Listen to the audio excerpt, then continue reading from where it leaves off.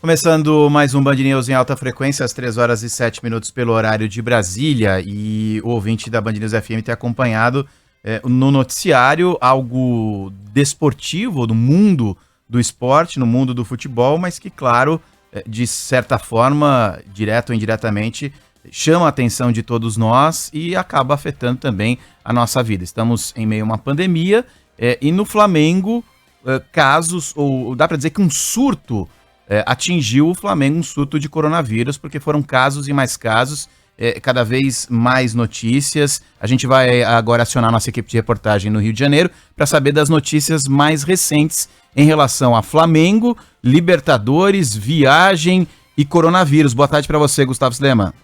Boa tarde a todos também que nos ouvem. Pois é, esse impasse agora que acontece após o surto de casos de coronavírus no rubro-negro, isso por conta da partida entre Flamengo e Palmeiras prevista para o próximo domingo, vem criando todo esse impasse após o surto, de casos de coronavírus no clube carioca. O Sindicato dos Atletas de São Paulo agora ameaça ir à justiça para pedir o adiamento da partida que está prevista para domingo pela 12ª rodada do Brasileirão. Em nota publicada na internet, a entidade se mostrou preocupada com os casos de Covid-19 que estão sendo enfrentados pelo rubro-negro. A gente lembra que já são 28 casos confirmados da doença no clube carioca. Ao todo, são 16 jogadores e 12 membros da diretoria e comissão técnica que foram afastados.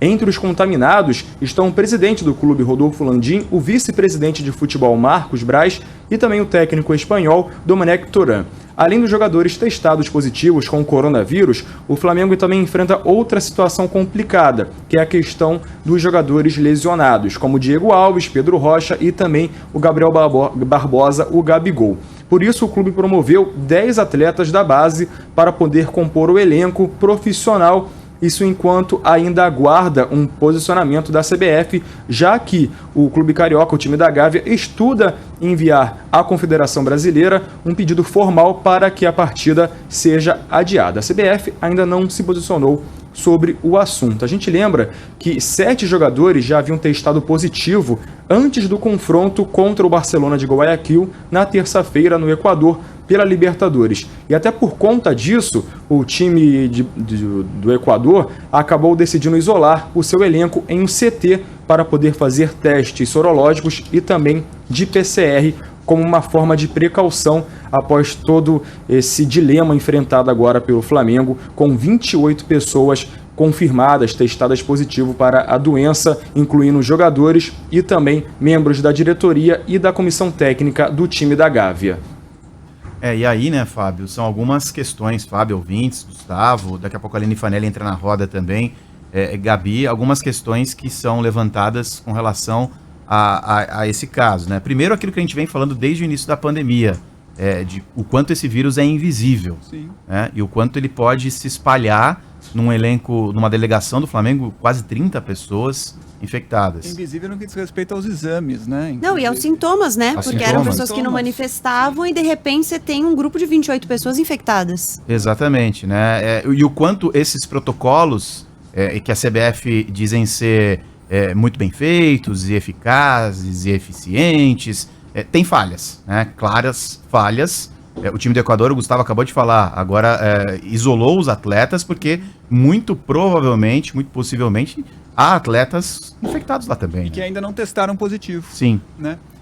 O Gustavo Sleman continua aí com a gente, continua na tela também. A Aline Fanelli está no estúdio para complementar. O Sleman falou, Aline, que são 16 jogadores do Flamengo afastados, obviamente, contaminados com o coronavírus. O Flamengo teve que puxar 10 jogadores da base, pediu o adiamento da CBF, o adiamento da partida da CBF. Ontem eu conversei com o Walter Feldman, secretário-geral da CBF. Ele disse que essa possibilidade era muito pequena, sobretudo pela possibilidade de o Flamengo contar com outros jogadores, são 40 jogadores inscritos, e também pela negativa do Palmeiras, O Palmeiras não quer o adiamento. O Palmeiras, na verdade, se baseia no quesito técnico, no quesito do protocolo. Então, o que diz o protocolo da CBF? Que podem ser inscritos 40 jogadores, já prevendo que situações como essa acontecessem.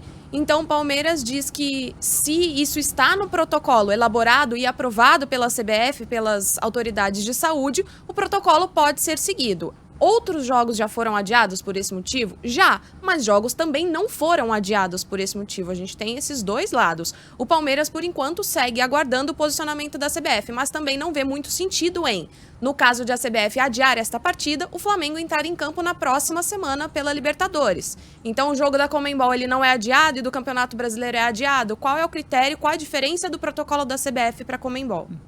Ô Sileman, o Flamengo já espera alguma resposta hoje, porque tem uma reunião da CBF com os clubes da Série A do Campeonato Brasileiro para definir outra coisa, para definir o retorno dos torcedores ao estádio. Parece brincadeira, né? Mas no meio de tudo isso... Não é piada, viu, gente? Não é piada, é verdade. 30% de público possível no estádio. No meio de tudo isso, a gente ainda discute a possibilidade de retornar com o público no estádio de futebol. Bom, essa é outra coisa. Mas o Flamengo espera também, depois dessa reunião, já ter alguma posição oficial a respeito do adiamento ou não da partida, Sileman?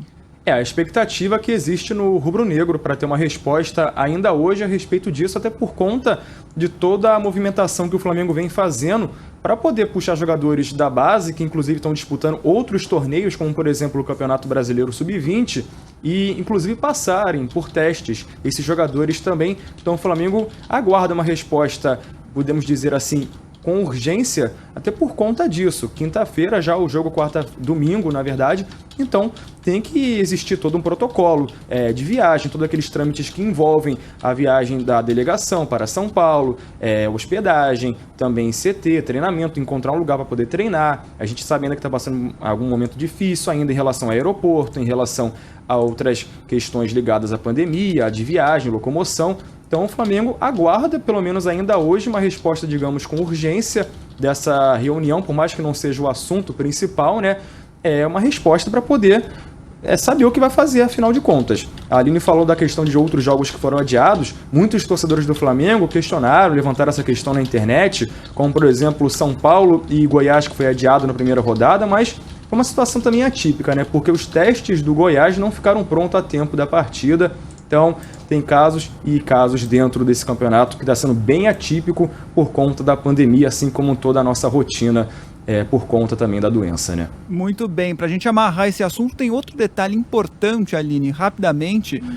Detalhe levantado, inclusive, pela reportagem da Band News FM, que diz respeito ao trio de arbitragem. O trio de arbitragem do jogo do Flamengo vai atuar hoje, né, pela Libertadores, é isso? Exatamente. Os peruanos jogaram em Guayaquil, né, o Flamengo contra o Barcelona, e continua no Equador esses personagens, esses árbitros auxiliares. Então o Kevin Ortega, que foi o quarto árbitro do jogo do Flamengo, vai apitar hoje Delfim e Santos às 11 da noite. Auxiliares Michael Oruê, Rony Bócio, e o quarto árbitro vai ser o Diego Aro, que apitou o jogo do Flamengo. Então a Conmebol não mudou nada, isso aqui tá mantido. Que teve contato absoluto com os jogadores do exato. Flamengo. Exatamente.